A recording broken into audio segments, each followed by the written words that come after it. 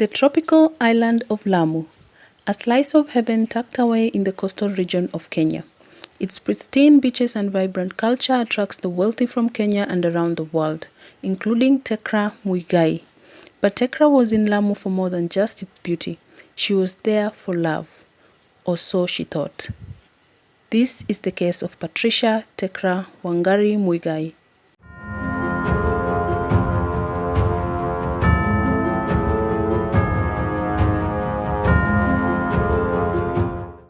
Patricia Tecra Wangari Muigai was born on the 21st of May 1990 to Tabitha Mukami Karanja and Joseph Muigai Karanja.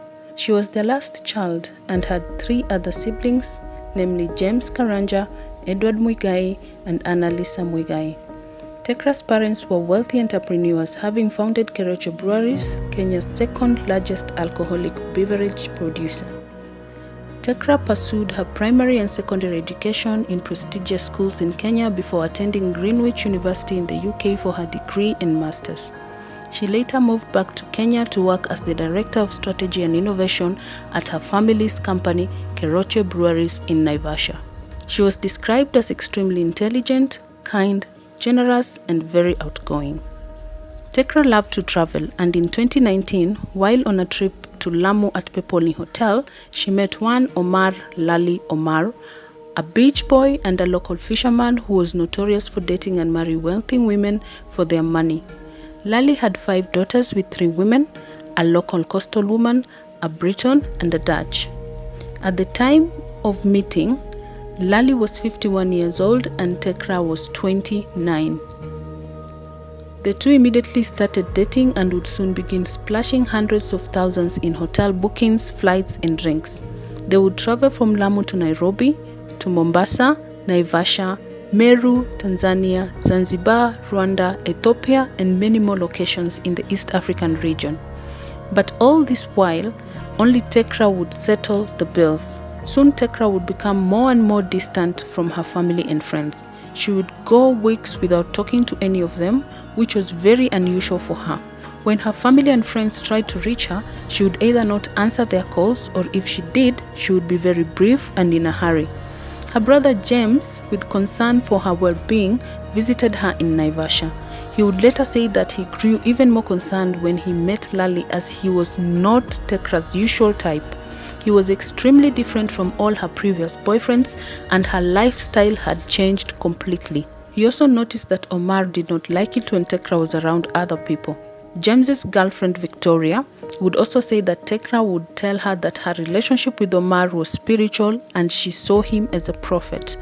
This was very worrying coming from an intelligent and a very self-aware young lady. Her friend, Peter Kariuki, would say that Omar would be jealous if any man talked to Tecra. There would be heated verbal and sometimes physical exchanges, but Tecra would calm Omar down. Anytime he would reach out to Tecra, it was Omar who would receive the call and would never let him speak to her. Omar would say that Tecra was busy and didn't want to speak to Kariuki. Tecra cut off her friends, and when asked why she did so, she would say Omar wanted to spend all the time with her. Soon Tecra would instruct her PA to send her money through Omar. Lali would pocket the money sent to Tecra, and when she complained about not receiving any money, her PA would call her to confirm that money was sent, but her phone was always answered by Omar. She also began sending large amounts of money to Lali through bank transfers and mobile money transfers several times a week. This would accumulate to over 1.2 million Kenyan shillings in the 10 months they were together. In August of 2019, Tecra organized a trip to Meru National Park. On the way, Omar became unruly, and when they made a stopover in Isiolo, Omar asked that he be dropped along the way since he was uncomfortable with the people on the journey. When they returned from the trip, Tecra organized another tour to Dar es Salaam where her elder brother had a birthday party. While in Tanzania, Omar did not want to stay with the others, claiming that he was not happy with the people in Tecra's company.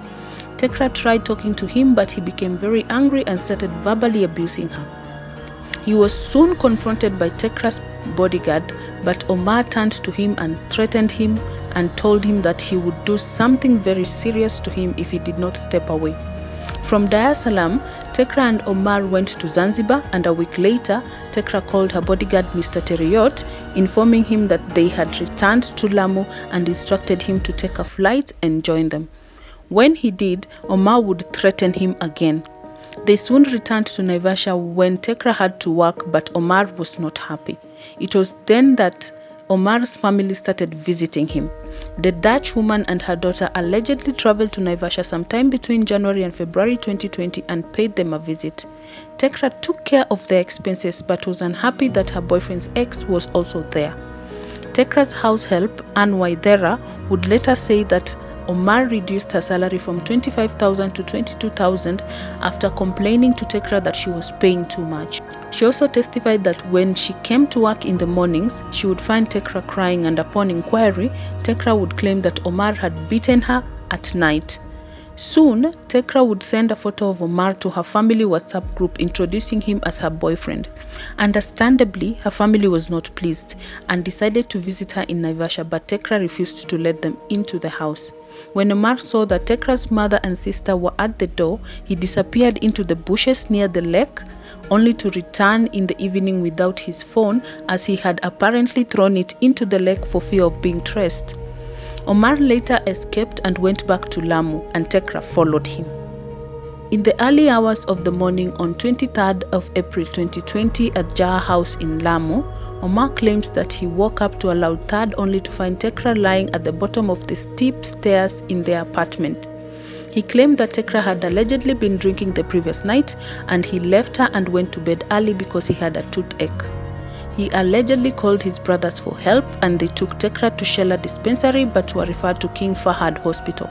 At King Fahad Hospital, Tecra was attended to by Dr. Mbarak, who noted that she was bleeding from her left ear, and her clothes and her beddings that she lay on were covered in blood. She was semi-conscious and could not communicate. The doctor would later say that from an initial assessment, it did not appear like it was a normal fall on the stairs, as she had no bruises. A CT scan was quickly done and showed that Tecra had severely fractured her left temporal lobe, and her brain was swollen, causing internal bleeding, which was very serious and required surgery. The temporal lobes are responsible for managing emotions, processing information from our senses, storing and retrieving memories, and understanding language. Given the seriousness and the urgency of her injuries, the Kericho directors Tabitha and Joseph Karanja received a call informing them that their daughter Tecra had injured herself in a staircase fall. By evening, a semi-conscious Tecra was airlifted by an Amref air ambulance to Nairobi and admitted at Nairobi Hospital, where she underwent an operation by a team of top specialists who battled to stabilize her. Sadly, Tecra died on 2nd of May 2020 at the Nairobi Hospital. Investigations soon began, and Omar would be arrested on 4th May. Police noted that he gave contradicting stories, stating that Tecra allegedly fell down the stairs, but then changing his story to say that she fell in the bathroom. As police spoke to more and more people who knew the two and gathered evidence, it became clear that Omar Lali was the prime and only suspect. Omar would be detained for 21 days.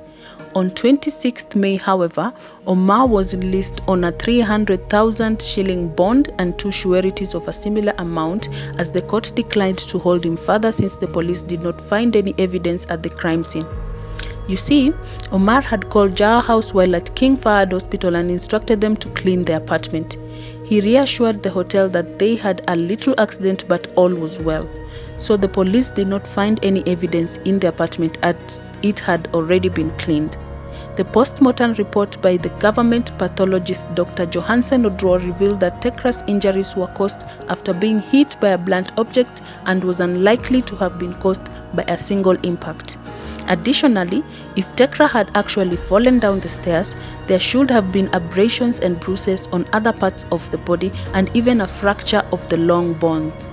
A toxicology report also showed that Tecra did not have alcohol in her system, contradicting Omar's story.